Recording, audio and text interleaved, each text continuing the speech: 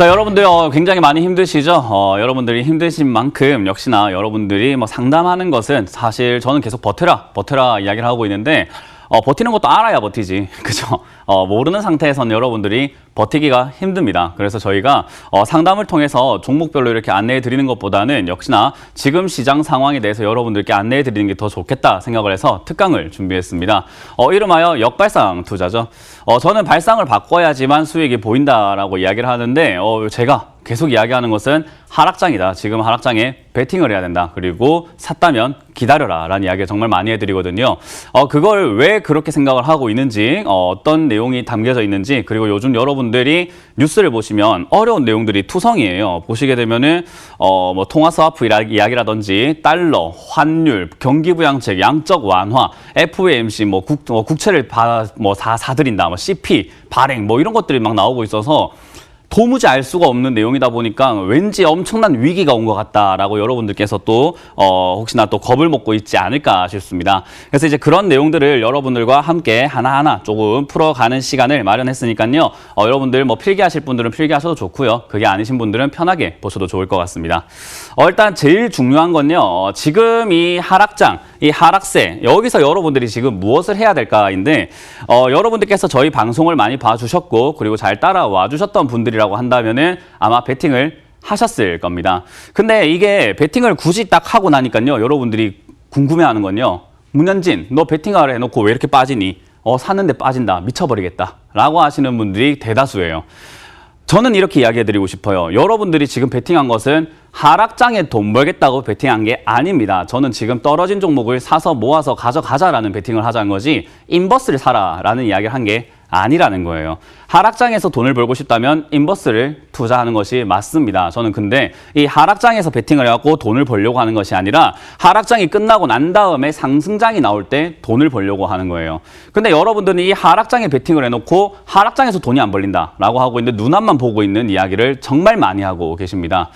저는 지금 이 하락장을 베팅을 해야지만 이게 끝나고 나면은 패턴은 3개밖에 없습니다. 하락, 횡보, 상승. 이 세 패턴이 어떻게 이루어질 것인가인데 많은 분들이 하락이 끝이 안 날 것 같다라고 이야기를 하시는데요. 그렇게 생각하는 이유가 지식이 없기 때문입니다. 그거 오늘 제가 채워드릴게요. 없다고 뭐라는 게 아니라 채워드릴 겁니다. 그래서 오늘 여러분들이 1시간 조금 빠듯하게 제가 요약을 해서 최대한 많이 알려드리고 이해시킬 거니까 잘 따라와 주시면 됩니다.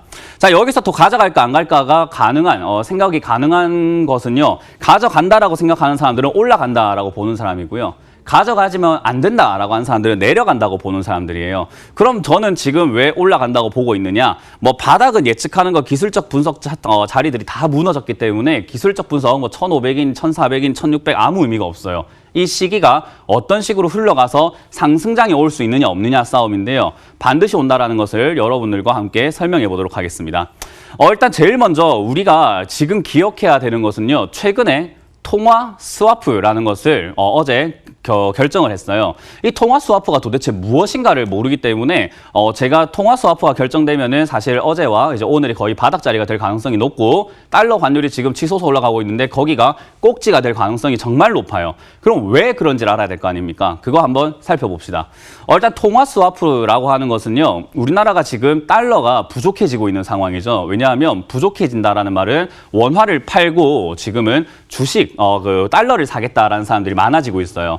왜냐하면 안전자산이라고 생각하니까요. 근데 그게 우리나라뿐만 아니라 전 세계적으로 지금 동시다발적으로 일어나고 있는 일입니다. 그러다 보니 달러를 사야 된다 하다 보니까 시장에 돌고 있는 달러가 부족해지게 되고요. 그렇게 되면 달러 가치가 올라가게 됩니다. 그렇게 되면 달러 강세라고 우리가 표현을 할 수 있는데요. 그렇게 달러 강세장이 만들어지게 되면은 당연히 우리가 1,000원에 달러 한 장을 살 수 있었던 것을 1,300원이나 줘야 되는 현상이 발생되게 돼요.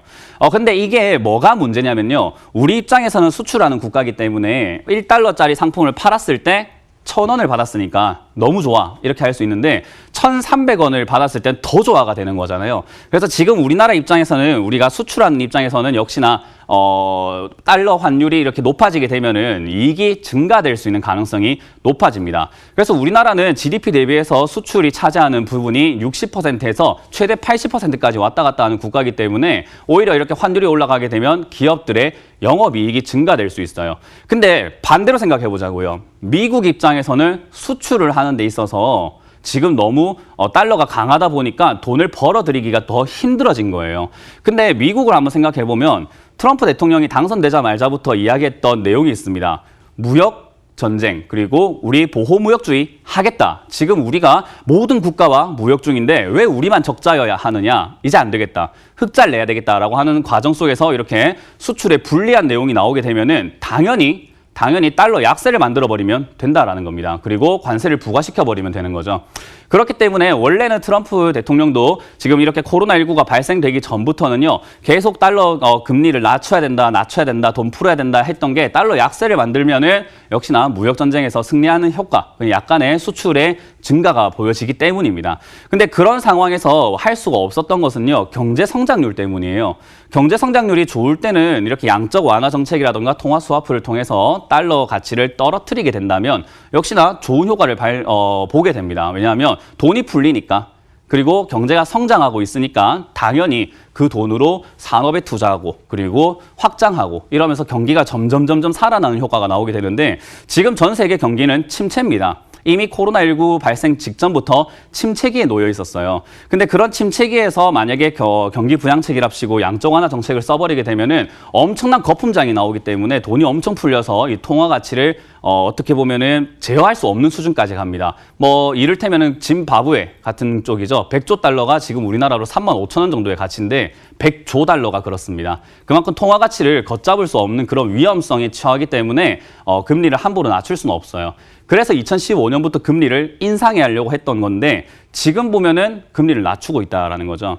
근데 이 통화 스와프라는 것은요, 뭐냐면은 우리나라가 달러를 이렇게 자꾸 이렇게 사람들이 가져가고 사고 하다 보니까 달러가 부족해지면 우리 달러 부족하면은 뭐가 걸리냐면요, 외환 위기라는 게 올 수 있습니다. 그렇기 때문에 지금 외환 당국의 발등 불똥 떨어졌다라는 표현을 많이 이렇게 기사에서 봤는데 그런 것들이 결국 통화 스와프를 하게 되면요, 좋아, 내가 믿으니까 달러 이 정도까지 내가 그냥 빌려줄게 하는 마이너스 통장을 개설해줬다라고 보면 돼요. 우리 마이너스 통장은 그렇잖아요. 내가 가진 돈을 다 쓴다고 하더라도 더 끌어와서 쓸 수 있는 통장을 말합니다. 그래서 이 정도까지는 내가 이해해줄게라고 하는 게 바로 통화 스와프예요.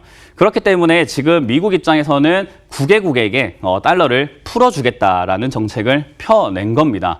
그러면 이렇게 되면은 역시나 우리가 달러 강세가 가는 것을 막으려고 하는 미국의 의도가 정말 보인다라고 생각이 들고요. 달러 약세를 만들려고 하는 의도가 많이 보이게 되는데 문제는 통화 스와프만이 아닙니다. 뭐냐면요, 금리 인하와 양적 완화 정책과 그리고 기업의 사채들을 사들이겠다라는 미국 은행의 결정이에요. 이게 왜 무서운 거냐? 왜 이게 약세장을 만들 수 있느냐? 역시 금리 인하를 하게 되면 사람들이 대출받기가 쉬워지고요. 그리고 사람들이 좀 더 버티기 쉬워지니까 시중에 돈이 더 많이 풀어나게 됩니다. 그리고 역시 금리가 너무 낮다 보니까 은행에 맡기지 않죠. 지금 우리나라 주식이 많이 빠져 있을 때 은행에 맡길 필요가 없다. 그러니까 여기에 투자자 하는 사람들이 많은 것처럼요. 금리가 떨어지게 되면은 시중에 돈이 많이 풀려 나오게 됩니다. 그렇게 되면은 당연히 통화 가치, 화폐 가치가 좀 떨어질 수밖에 없는 거고요. 그렇게 된다면은 당연히 이제 금리 인하와 함께 사실을 하면 안 되는 정책인데 양적 완화 정책까지 지금 나오면 안 됐어요. 그런데 그거에 냈다라는 거죠. 뭐냐? 지금 시중에 돈을 내가 최대한 많이 풀어버리겠다. 이거는 지금 각국 정부들이 전 국민들에게 돈을 주겠다라고 하고 있거든요. 이거는 은행의 정책과 정부의 정책이 둘 다 돈을 풀어버리겠다라는 이야기를 하고 있어요. 정말로 이거는 어떻게 보면은 터지기 직전의 풍선의 마지막으로 입으로 불고 있던 풍선이 이렇게 이만큼 부풀려 있는데 거기에 에어 컴프레셔로 이렇게 꽂아버리겠다라고 하는 거거든요. 그러면은 폭발적으로 늘어나게 되는 화폐가 됩니다. 근데 이렇게 되게 되면은 화폐 가치가 정말로 많이 이렇게 힘들어질 텐데 지금 달러가 그렇게 화폐 가치를 낮추게 되면은 문제가 생기는 건 역시나 물가예요. 왜냐하면 우리가 커피, 물 한 컵 이렇게 마시는 데 있어서 1,000원으로 마실 수 있던 물 한 컵이 야, 이제 1,000원은 가치가 없어. 2장 줘. 2,000원이 필요해. 라고 하기 시작하면 물가가 올라가기 시작하는 거거든요. 이 물가, 이게 수요와 공급이 아니라 내 화폐 가치가 떨어지기 때문입니다. 근데 이걸 막아주는 일이 생겼습니다. 바로 국제유가입니다.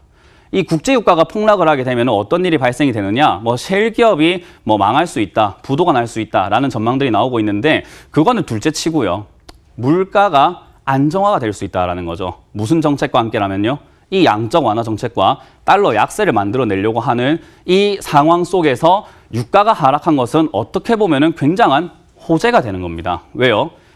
물가가 올라갈 수 있기 때문에 양적 완화 정책과 금리 인하 정책과 통화 스와프를 제대로 하지 못했던 상황에서 유가가 하락을 해주니까 오히려 원재료 가격이 떨어지니까 물가 상승률을 상쇄시켜준 거죠. 그렇게 되면은 미국 내에서 내수 물가는 잘 유지가 되면서 외부적으로는 화폐 가치를 다 낮출 수 있는 상황이 됩니다.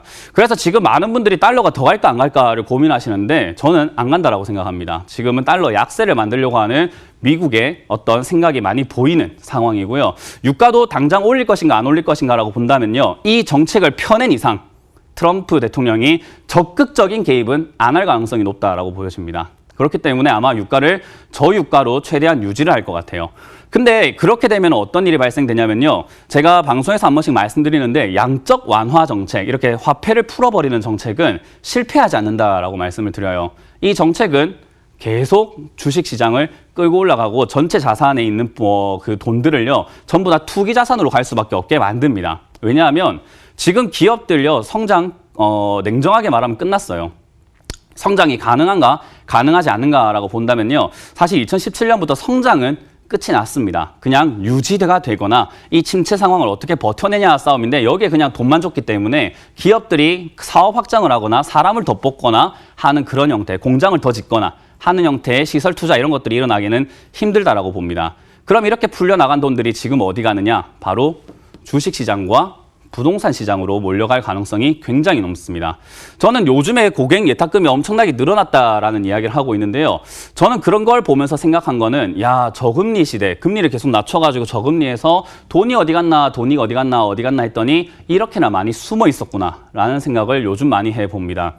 그렇기 때문에 아직까지 시장이 더 내려갈 것인가 많은 분들이 개인 투자자, 개미만 지금 망했다라는 이야기를 하고 계시는 분들이 있는데 저는 아니라고 봐요. 아직까지 돈은 많이 있습니다. 그렇기 때문에 지금 이 효과와 함께 이 코로나19가 지금 이렇게 나오게 된 이유는 저도 잘 모르겠어요. 그냥 자연 발생인 건지 아니면 뭐 의도가 있었는지 저도 알 수는 없지만 일단 발생이 되어가지고 사실은 써서는 안 되는 정책들이 지금 나오고 있습니다.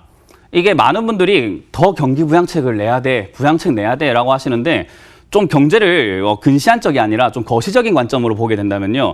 이거 진짜 심각한 문제입니다. 여러분들이 기억을 하셔야 돼요.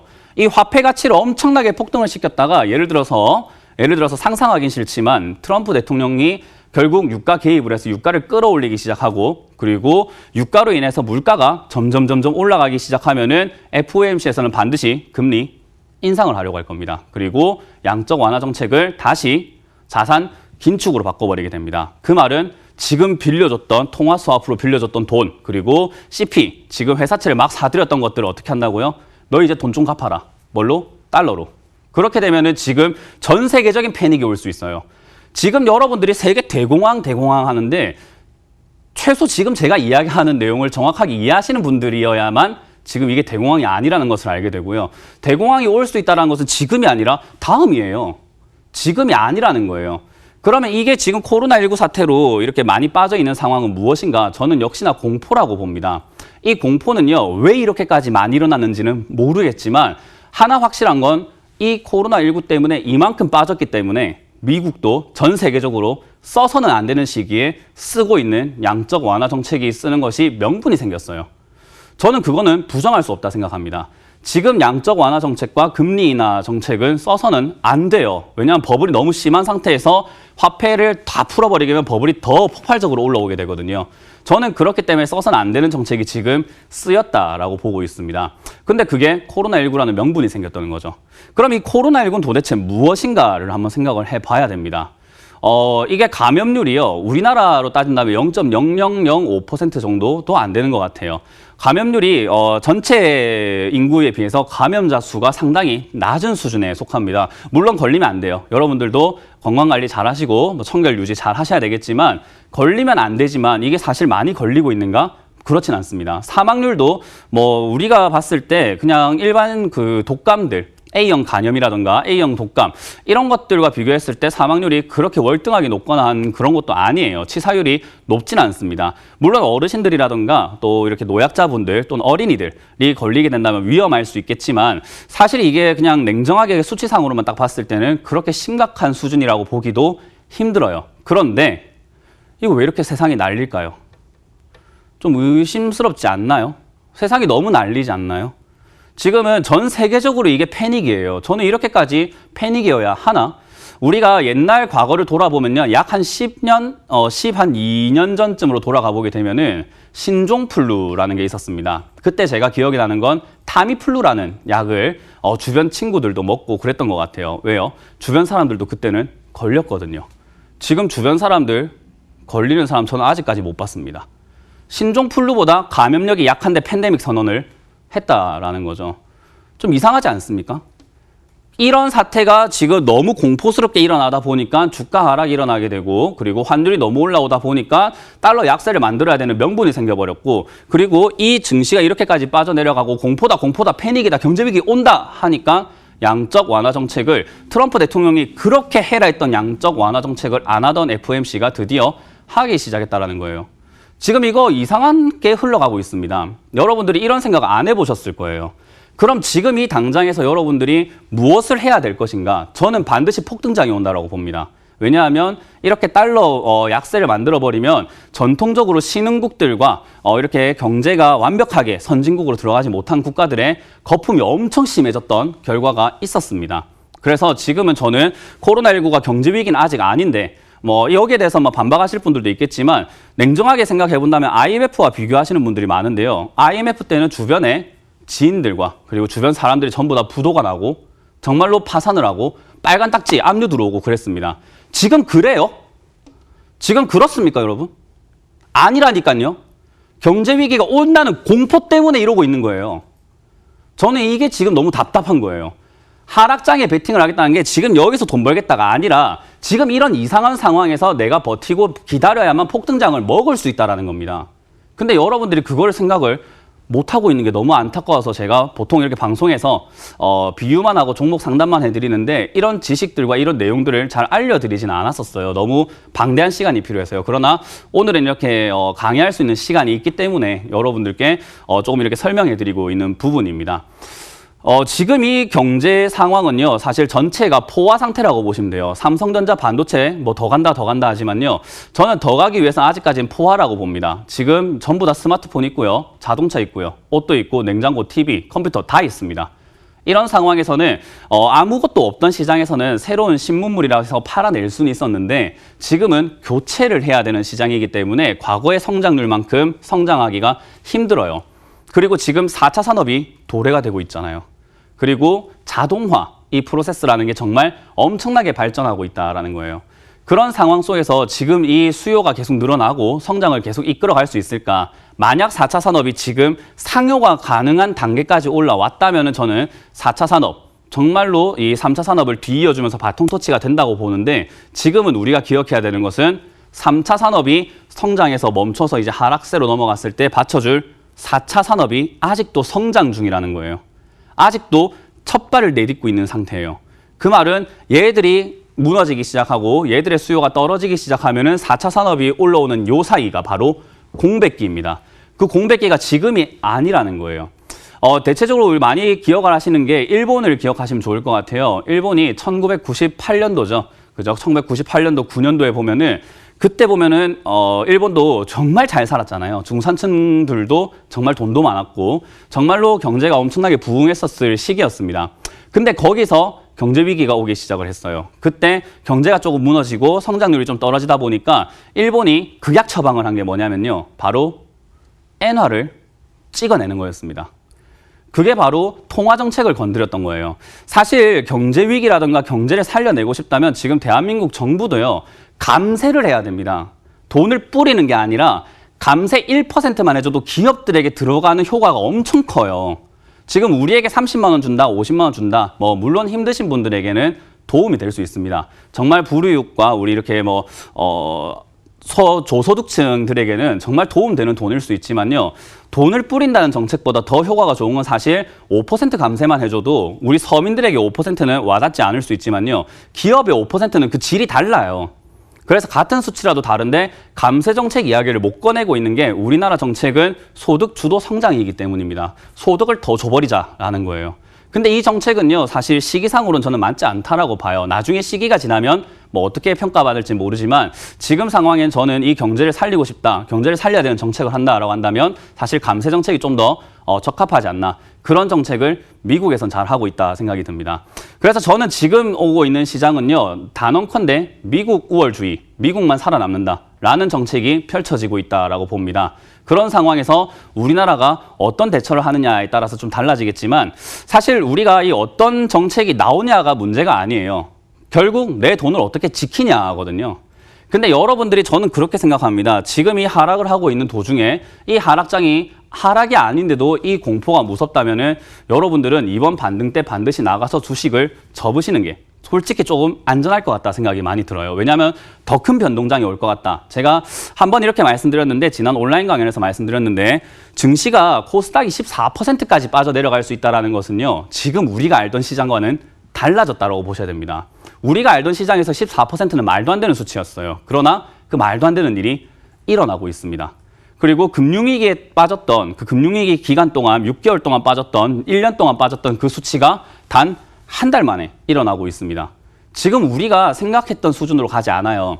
여러분들 종목이 이렇게 밀려 내려가면 무섭잖아요. 그죠? 종목은 기껏해야 시가총액이 뭐 많아봤자 이렇게 내려갈 수 있는 종목, 일반적인 시장에서 내려갈 수 있는 종목은 시가총액 2천억짜리, 3천억짜리, 1천억 미만인 회사들이에요. 많아봤자 5천억 미만들이 이렇게 뭐 악재로 인해서 빠질 수 있겠죠. 근데 여러분, 지금은 종목이 빠지는 게 아니라 시장이 이렇게 빠지고 있습니다. 그 말은 뭐냐면요. 지금 우리가 종이 하나 구부릴 수 있는 힘이 있었다면요. 이 시장을 빼는 사람들은 철판을 구부리는 힘을 가지고 있다는 거예요. 왜 이렇게 뺄까를 생각 한번 해보셔야 됩니다. 여러분들께서는 이 경제를 굉장히 너무 단순하게 생각하고 계시고 눈앞만 보고 계시는데 여러분들이 생각하시는 것보다 더 거대합니다. 그 거대한 풍파 속에서 내가 그 거대한 바람 속에서 어느 쪽의 바람으로 돛을 올릴 건가가 내가 갈 방향이 정해집니다. 저는 그래서 지금 여기서 사서 버텨야 된다라는 이야기를 하고 있습니다. 왜요? 지금 더 떨어지는 게 저는 무섭지 않아요. 그건 상관이 없습니다. 뒤에 올라올 걸 알고 있기 때문입니다. 저는 그 효과를 노려서 여기서 올라올 때 수익을 보려고 하는 거죠. 그럼 이제 어떤 종목들이 올라올 것인가, 이 시장에서 어떤 상황이 앞으로 펼쳐질 것인가가 많이 궁금해질 수 있는데 그 부분은 잠시 강연의 고지를 보고 이어가도록 하겠습니다. 공포에 빠진 지수지 1차적으로는 폭등장이 올 수 있는 가능성을 일단 말씀해 주셨습니다. 그 방법에 대해서는 온라인 강연회를 통해서 말씀해 주실까요? 일정 체크 도와드리도록 하겠습니다.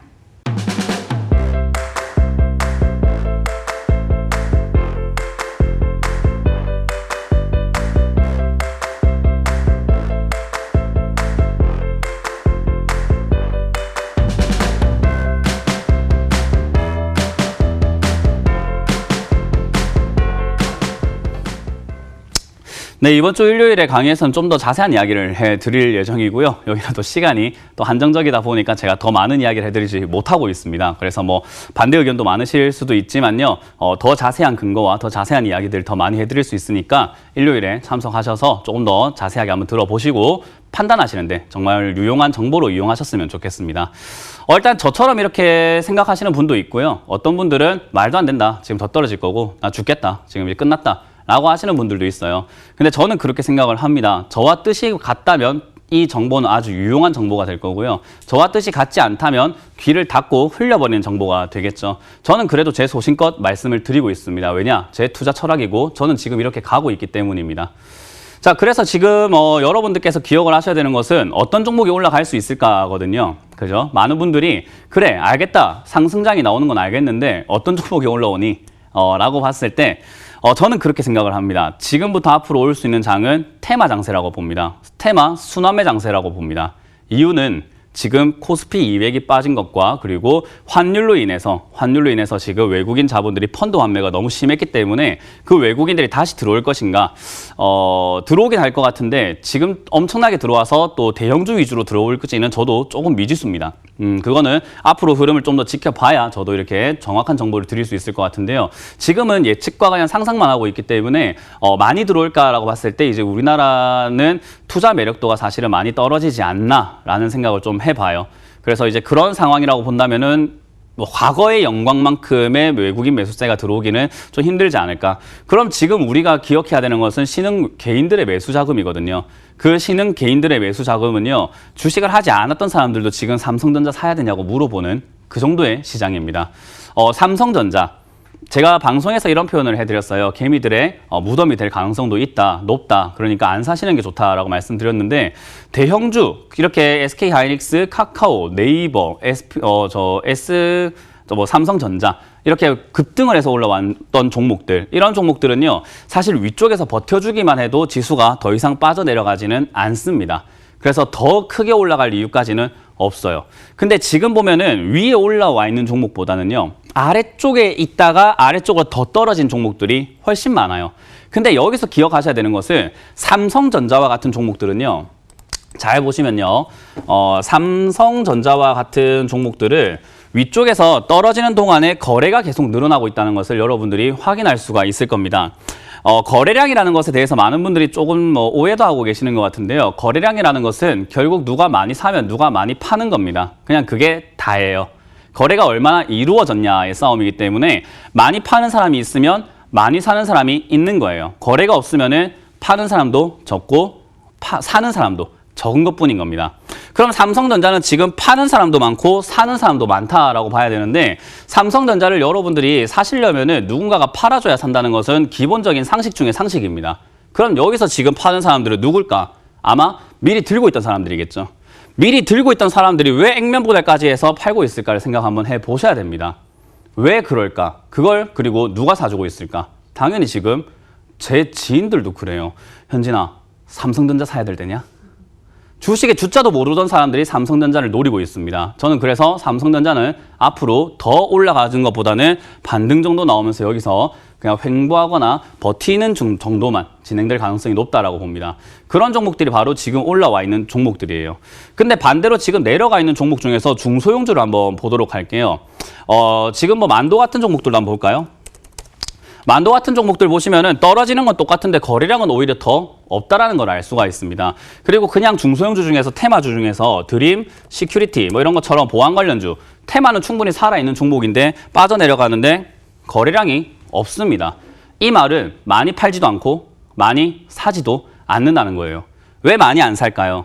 지금 이 시기에서는 사기가 힘들거든요. 그럼 왜 많이 안 팔까요?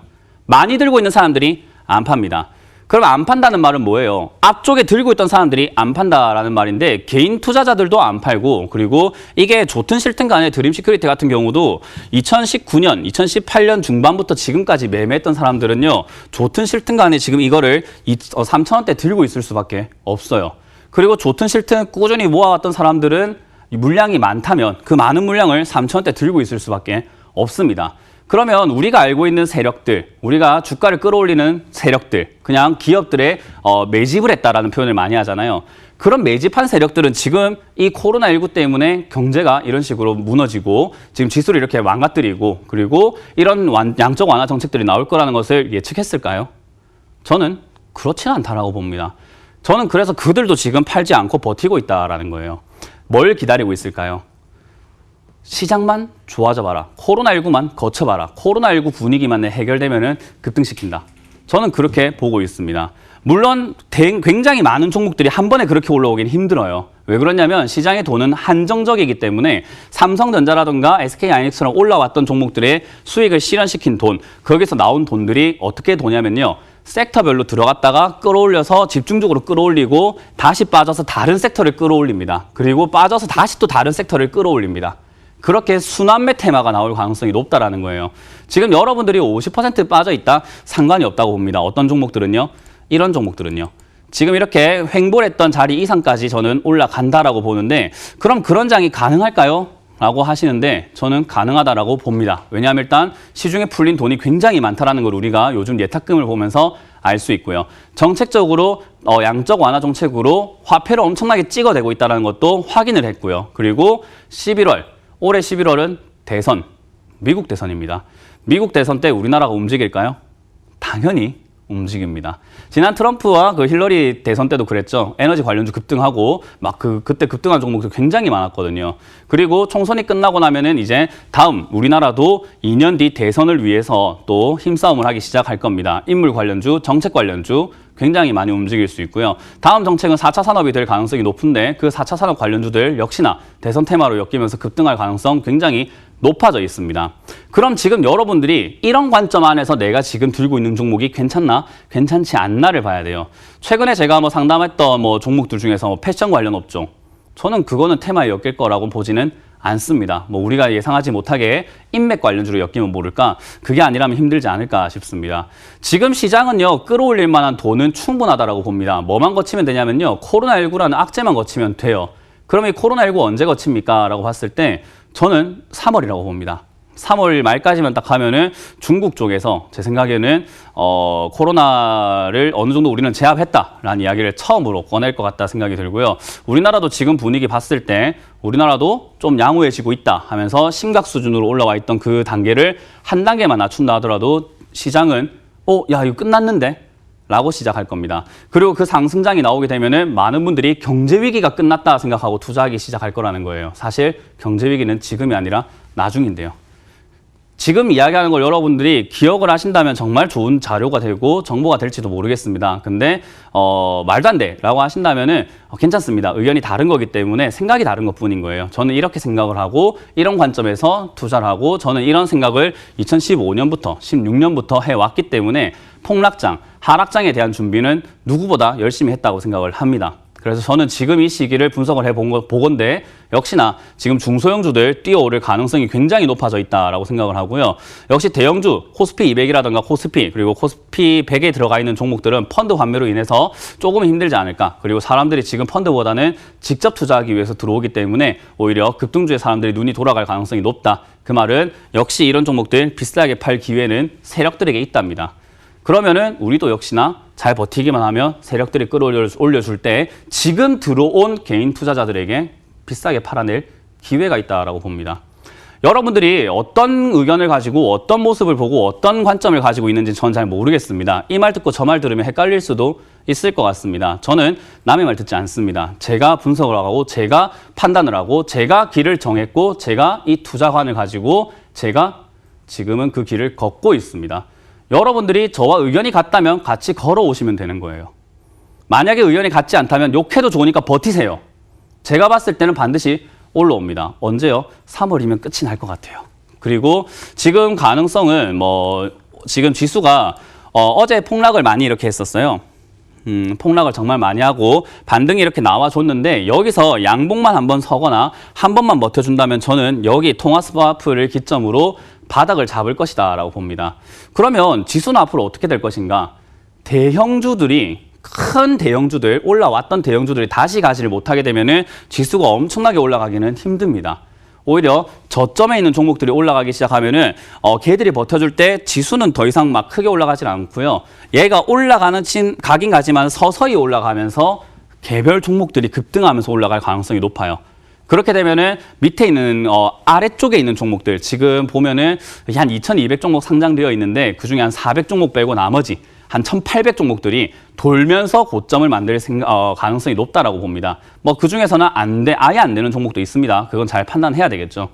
그렇게 올라오게 되면 역시나 아래쪽에 있는 종목들이 버블이 생기면서 올라오게 되면 지수가 올라올 텐데 역시나 큰 종목들이 버티기만 했을 뿐 더 갈 생각이 없다면 역시나 나중에는 폭락 사태가 일어나게 되면은 큰 종목도 작은 종목도 전부 다 우죽순 하한가 직행이 될 가능성도 있다라는 거예요. 그러면 그렇게 됐을 때는 지수가 올라오는 척 하다가 무너질 때 지금의 저점을 깨고 우리가 지금 이야기하고 있는 코스피 1000 간다, 1000 무너진다, 500 무너진다 그런 게 가능할지도 모르겠습니다. 그렇기 때문에 여러분들이 시기상으로 봤을 때 당장 이 시기는 겁먹어야 되는가라고 본다면요. 저는 그렇지 않다라고 봅니다. 오히려 이 코로나19를 이용해서 아까 말씀드렸던 미국의 정책 그리고 세계 각국들의 경기 부양책 그리고 각 중앙은행들의 이 양적 완화 정책들이 해서는 안 되는 정책을 내놓았다라고 보고요. 그 해서는 안 되는 정책을 내놓을 수 있던 명분이 바로 코로나19입니다. 저는 그래서 이 코로나19가 그냥 전염병일 뿐인데 이렇게까지 많이 빠져야 되나? 라고 생각했는데 제가 생각하는 것보다는 더 거대한 어떤 무언가가 의도가 있지 않을까라고 한번 합리적인 의심을 해볼 수밖에 없는 것 같아요. 그래서 지금 우리가 전염병은 이렇게까지 경제 위기를 만들어내지는 않고요. 충격은 줄 수 있습니다. 그리고 그 충격을 줬을 때 우리나라가 만약에 손 놓고 있다면 진짜 경제 위기가 오고 세계 각국이 손 놓고 있었다면 경제 위기 올 수 있지만요. 경제는 제 생각에 당장 무너지지는 않을 것 같습니다. 그래서 올 하반기까지는 충분한 상승장이 나올 것이다라고 보고요. 지금 3월 말까지가 딱 고비지 않을까. 그리고 저는 월요일에 만약 잘 버텨준다면은 어제가 저점이었다라고 생각합니다. 많은 분들이 그렇게 생각해요. 도대체 바닥이 어딥니까? 저는 모르겠습니다. 왜 그러냐? 증시 격언 중에 여러분들 들어보신 거가 있을 텐데 무릎에서 사서 어깨에 팔아라라는 거 들어보셨을 거예요. 그 누구도 바닥을 예측하고 바닥에 사는 사람이 없습니다, 여러분. 지금 여러분들이 기억을 하셔야 되는 것은요. 수익이 났을 때 제가 항상 팔아라 그래요. 항상 수익이 났을 때 팔아라 그럽니다. 왜? 팔아야 내 것이 되고 수익이 되니까요. 그죠? 근데 수익 중이다라고 생각하고 안 팔았던 사람들은 빠졌을 때 결국 본전이에요. 지금 마찬가지로요. 반대로 생각을 한번 해보자고요. 역발상이잖아요. 반대로 생각해보면 지금 손실 중이다 생각하시는 분들 착각하지 마세요. 손실 중 아닙니다. 안 팔았잖아요. 그걸 팔게 되면은 당연히 손실이 확정입니다. 근데 여러분들이 안 팔고 기다렸다가 손실 중인 줄 알았더니 올라오네, 아니네 라고 생각하면 본전 금방 찾을 수 있다는 거예요. 여러분들이 지금 제가 질문 드리고 싶은 거는 돈이 없습니까? 시간이 없습니까? 돈이 없죠. 시간은 많잖아요. 그죠? 시간 투자 좀 합시다. 지금 여러분들 보면 저는 그래요. 헬스 트레이너에게 헬스 끈으로 가가지고 트레이너님 제가 뱃살이 많이 나와가지고 죽겠는데요. 이거 나 좀 살 좀 빼주면 안 돼요? 열심히 운동하시면 될 것 같습니다. 라고 해서 오늘 운동을 열심히 시켰습니다. 그랬더니 근육이 아프고 막 죽겠고 다음날 골병 들었어요. 근데 몸무게 재러 가봤더니 500g이 늘어버렸어요. 그랬더니 트레이너한테 와서 그럽니다. 너 믿고 내가 운동을 해서 지금 골병이 들었는데 너 믿고 했는데 내가 이래 됐잖아. 어떻게 살이 안 빠질 수가 있어? 그래서 트레이너가 그럽니다. 좀 더 하셔야 됩니다. 그래 한 번만 더 믿고 해볼게. 열심히 운동합니다. 골병 들어 죽겠는데 열심히 했어요. 다음날 어때요? 또 200g이 늘었어요. 그럼 뭐라고 합니까? 다시 안 가. 이 사기꾼 헬스 트레이너. 지금 여러분들 하는 모습이에요. 이거는 여러분들이 조금 자중하셨으면 좋겠다 생각이 들어요. 뭘 지금 판단을 하셔야 되냐면 시간 문제입니다. 지금 여러분들 방송 돌려보세요. 바닥 맞추는 사람 아무도 없어요. 워렌 버핏도 못 맞춰요. 근데 워렌 버핏이 60조 손실 중이다 하는데 과연 손실 중일까요? 저는 워렌 버핏이 지금 판다면 손실이 맞다라고 생각을 하지만요. 안 팔면 손실 아니고 투자 중입니다. 많이 힘드신 거 압니다. 여러분들이 지금 이 상황 저도 처음 겪어보고요. 전 세계적으로 아마 처음 겪어보고 주식을 20, 30년 하신 분들도 다 처음 겪어보는 상황이에요. 그렇다는 말은 지금 시기에 안 힘든 사람 없어요. 저는 여기서 투자라 놓고 안 샀냐. 저희 회원들 뭐 다 샀죠. 저희도. 이미 다 사놓고 저희는 기다리고 있습니다. 그러면 어때요? 같은 손실 중이고 여러분들도 힘들고 우리도 힘들어요. 그죠? 다 같이 손실 중이고 워렌 버핏도 지금 수익률 보면은 뭐 손실 중이니까 힘들 거예요. 마음속으로는 파랗게 손실이 커져 있으니까 힘들 거예요. 거기서 여러분들 어떤 선택을 할 거냐입니다. 지금 선택은 파느냐, 마느냐 그거밖에 없는데 어차피 버틸 거면 즐기시면 안 됩니까? 어차피 버틸 거면 좀 강해지시면 안 될까요? 그래서 제가 지식을 지금 나눠드리는 겁니다. 여러분들이 아무것도 모르고 있다 보니 양적 완화가 뭐야? 금리 인하가 뭐야? 통화 스와프가 뭐야? 경제 위기인가 봐? 대공황인가 봐? 라고 하면서 너무 지레 겁을 먹고 있다 보니까 그걸 막아드리고 싶어서 제가 오늘은 이 방송에선 처음으로 이렇게 강의를 조금 해드리고 조금 이렇게 목소리도 높여내는 것 같습니다. 지금 시기일수록 정신 차리셔야 돼요. 지금 시기일수록 바짝 정신 차려야지 내가 올바른 판단하는데 많은 분들이 어제 손절했다, 그저께 손절했다, 정말 잘한 것 같다 하시는 분들 꽤나 많이 봤습니다. 여기 떨어지고 있을 때 내가 진작에 손절해서 너무 좋아요 하시는 분들은요. 단언컨대 다시 못 들어와요. 왜냐하면 심리가 안정적이지 못해요. 반등이 나올 때 못 들어옵니다. 반등 나오면 왜? 또 떨어질 것 같거든. 확실하게 안정적일 때 들어가야지 생각하거든요. 그럼 더 올라가기 시작하면 어떤 일이 발생이 되느냐? 지난번에 샀어야 되나? 아니야, 아닐 거야. 다시 떨어질 거야. 다시 떨어질 거야. 조금 떨어지면 그거 봐. 역시 떨어지잖아. 많이 떨어지면 사야지 하고 다시 올라갑니다. 그럼 어때요? 진작에 샀어야 되는데 내가 손절해가지고 손절 안 했으면 되는데 괜히 손절해가지고 죽겠다 하면서 결국 위쪽에서 투자를 하기 시작합니다. 결국 여러분들이 불나방이 될 가능성이 높다라는 거예요. 심리가 그렇게 중요한 거예요. 지금 여러분들이 버티겠다 안 버티겠다를 확실하게 정하시면 됩니다. 버티겠다라고 정하셨으면요. 하락 어디까지인지 무서워하지 마세요. 그냥 상승이 나올 때 팔아내면 됩니다. 모내기를 시작하겠다라고 마음먹었으면 당장 다음 달에 싸게 안 난다고 걱정하지 마세요. 수확할 때까지 보고 가면 되는 겁니다. 저는 그게 길지 않다라고 봐요. 최소 3개월만 딱 기다려보세요. 3개월 뒤면은 제가 말한 대로 코로나19 거품 다 거치고 다시 이렇게 그 안개가 거치고 다시 올라오고 있을 거예요. 그때는 여러분들이 그럴 겁니다. 문현진 말 듣기 잘했구나. 근데 많은 분들이 또 그러죠. 너 믿고 샀는데 힘들다. 그리고 올라오면 내가 잘 버텨서 그런 거야. 그러신 분들 정말 많거든요. 그래서 저는 손실 나면 남 탓, 수익 나면 내 탓 이렇게 하시는 분들이 좀 많은 것 같은데 그렇게 하면 주식 실력이 늘기가 많이 힘들어요. 그래서 여러분들이 좀 쓰면 뱉고 달면 삼키는 분들은요. 이번 기회에 좀 쓴 것도 좀 삼켜보시는 거 어떨까? 그리고 고통 없이 수익 내는 법은 없습니다. 저희는 저희 방은 그래요. 저희가 이렇게 뭐 회원들하고 투자를 하게 되면요. 항상 파래요. 계좌가 파래요. 왜냐하면 떨어지는 걸 사거든요. 저희는 음봉매매, 떨어지는 종목, 바닥 종목을 사기 때문에 더 내려갈 수도 있는 종목을 삽니다. 그렇게 투자를 해서 올라갈 때 팔아요. 그래서 저희는 365일 중에서 계좌가 빨간 날이 뭐 한 50일도 없을 거예요. 나머지는 다 파랗게 그냥 들고 가고 있는 시장이에요. 대신에 올라오면 팔아내기 때문에 수익 실현을 보면 다 빨갛습니다. 근데 여러분들은 지금 손절하신 분들은요. 마음은 편할지 모르겠어요. 그리고 손절하고 오늘 다시 들어가서 잠깐 양목 나와가지고 계좌가 빨가신 분들은 지금 당장 좀 즐거울지 모르겠습니다. 근데 여러분들 손익 실현 한번 보실래요? 지금 1년간 수익 실현 얼마나 했는지 한번 보실래요? 그게 만약에 빨갛게 유지가 되지 않았다면 여러분들은 투자를 제대로 했다라고 보기 힘들어요. 그럼 왜 그렇게 됐는가? 항상 일일비하기 때문이다 입니다. 지금은 모든 투자의 대가들이 그래요. 제가 그러는 게 아니라요. 투자의 대가들이 다 그래요. 슈퍼개미들도 다 그래요. 사서 버텨라. 분할 매수해라. 천천히 잡아가라. 버틸 수만 있다면 수익이 난다. 기다려라 라는 이야기를 정말 많이 합니다. 여러분들이 못 사는 게 아니에요. 매수 못하는 게 아닙니다. 매도 못하는 것도 아니에요. 여러분들이 못하는 것은 뭐 채팅이 가능하시다면 기다림이라고 한번 적어보시겠어요? 여러분들 기다림을 못하는 거예요. 못 기다리잖아요. 단타하시는 것도 아닌데 그걸 못 기다려요. 그래서 저는 여러분들께서 조금 자중하시는 게 어떨까? 조금 이렇게 진지하게 한번 생각해보고 오늘 강의했던 내용들이 조금 어려운 내용인데 제가 짧은 시간에 요약해서 알려드리려다 보니까 이해를 좀 못하시는 분들도 있을 것 같아서 제가 온라인 강연에서 좀 더 자세하게 설명해 드릴 거니까 참여해 주시고요. 지금 여러분들이 지금 또 고민하는 건 이거예요. 인버스죠. 여러분들 지금 고민하는 게 인버스 한번 가볼까요? 지금 조정인데 더 떨어지지 않을까요? 이거 한번 사볼까요? 하시는 분들이 정말 많아요. 근데 인버스가 이렇게 오늘까지만 아니라 어제까지 봤을 때 어제 폭락을 했으니까 급등을 했습니다. 거래량은요 최대치입니다. 자, 이 차트를 잘 기억하세요. 눈으로 잘 보시길 바랍니다. 신라젠을 봅니다. 신라젠도 더 간다 사볼까요? 그랬던 시기가 있었어요. 근데 최고점에서 나왔던 게 바로 올라오면서 거래가 증가하고 최고 거래량이 한번 터져주는 저 자리가 뭐가 되냐면 고점이 됩니다.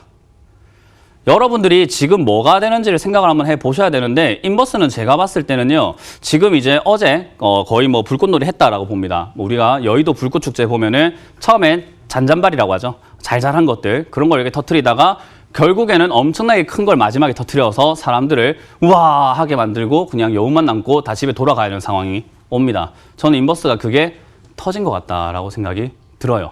그래서 인버스를 지금 사시겠다 하시는 분들은요.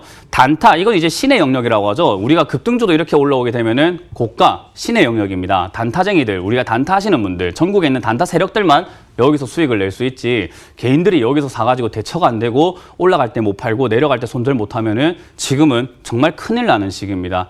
그래서 저는 하락이 거의 끝자리가 다 왔다라고 봐요. 그게 월요일만 버텨주면 어제라고 말씀을 드리는 겁니다. 그러면 어제가 바닥이면은 월요일 좀 올라간다 하더라도 여러분들은 무릎에 살 수 있고요. 현금 있으신 분들은 무릎에 살 수 있고요. 월요일 잘 버텨준다면은 여러분들이 월요일 잘 올라갈 때 아마 마음이 좀 놓이지 않을까. 지금까지 잘 고생하셨습니다라는 방송을 저도 할 수 있을 것 같아요. 그러나 오늘은 아직까지는 아닌 것 같습니다.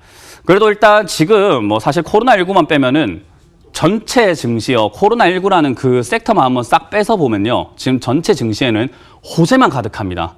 정말 그래요. 여러분들이 이 내용들을 아까 전에 말씀드린 것처럼 정확하게 이해하고 있다면요. 코로나19라는 섹터만 딱 빼버리면 증시가 올라갈 내용만 엄청나게 나오고 있다라는 거예요.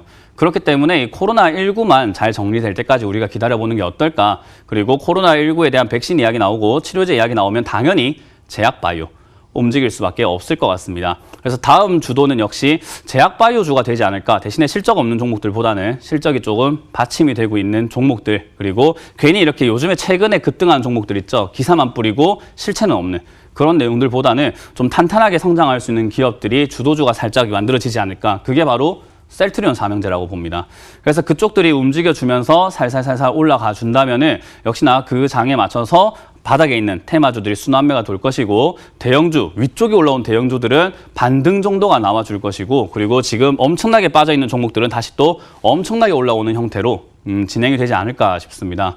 항상 저는 투자를 눈앞만 보지 않았으면 좋겠어요. 조금 멀리 보셨으면 좋겠어요. 뭐 워렌 버핏처럼 제가 몇 년 투자하자 이야기하지 않습니다. 3개월만 좀 버텨보세요. 3개월 못 버티겠다 하면은 사실 저는 주식을 안 하시는 게 체질에 좀 맞지 않을까, 그런 생각을 한번 해봅니다. 뭐 많은 분들이 뭐 뼈 때리는 팩트라고 말씀해 주시는데 저는 좀 그러지 않을까라는 생각을 좀 해봅니다. 그리고 아까 말씀드린 것처럼 유가 바닥 쪽에서 급등락을 반복할 가능성이 저는 높다라고 봐요. 왜냐하면 아까 말씀드린 대로 이 양적 완화와 금리 인하 정책, 그리고 경기 부양책들이 돈을 풀어주는 거기 때문에 돈의 가치가 떨어지면 물가가 오를 수 있는데, 아까 전에 설명하다가 잠시 멈췄는데, GDP 대비해서 미국은요, 내수가 오히려 60~70%를 차지합니다. 그렇기 때문에 물가가 올라가게 되면은 트럼프 대통령의 재선 확률이 떨어지게 됩니다. 그래서 물가를 안정화시키기 위해서는 트럼프 대통령이 적극 개입할 가능성보다는요, 그냥 약간 모션만 조금 하다가 천천히 유가 저유가로 조금 유지하다가 나중에 이제 어느 정도 자리를 잡고 난 다음에 유가 올리면서 금리 인상도 같이 할 것 같습니다. 그러면 뭐 그러질 않길 바라지만 그런 일이 발생된다면 전 세계가 대공황이 올 것 같습니다. 그래서 여러분들이 지금 준비해야 되는 것은 당장 눈앞이 아니라 조금 더 멀리 보는 게 어떨까? 멀리 본다면은 지금이 기회라기보다는 더 큰 기회가 한번 주어질 수 있을 것 같습니다. 그래서 아는 만큼 보이게 됩니다. 오늘 이야기를 처음 들으시는 분들은 이게 무슨 소리야? 하실 수도 있고요. 조금 이렇게 알고 계시는 분들, 좀 공부하신 분들은 뭐 도움이 되실 수 있고요. 의견이 다를 수는 있겠지만 뭐 도움이 되실 수 있을 것 같고요. 그리고 여러분들께서 미리 조금 공부를 해오시고 저랑 뜻이 맞았던 분들은 지금 조금 버틸 수 있는 원동력이 좀 되지 않을까 싶습니다. 저는 그렇게 생각합니다. 사람이 위기일 때 사람의 본성이 드러나게 되고, 위기일 때 사람의 진가가 발휘된다 생각을 하거든요. 여러분들의 본성과 진가, 지금 발휘할 때가 되었습니다. 조금 더 여러분들이 인성적으로, 그리고 여러분들이 투자자의 면모로서 조금 더 진득하게 멀리 보시면서 공부 많이 하시면서 같이 버텨보는 건 어떨까요? 그래서 저희가 이렇게 시장 안 좋아서 특강을 한번 준비해봤는데 만족하셨는지 잘 모르겠습니다. 항상 상담할 때 뭐라만 했는데 이렇게 많은 것도 알려드리고 싶은 마음이 항상 컸던 것 같아요. 더 알려드리고 싶지만 벌써 시간이 다 가버렸습니다. 그래서 지금 여기서 마무리 짓도록 하고요. 주말 강연에서 못다한 이야기들 더 많이 해드리도록 할 테니까요. 힘드시면 꼭 참여하셔서 많이 배워가서 아는 만큼 보이시는 길 걸어가 보시길 바랍니다.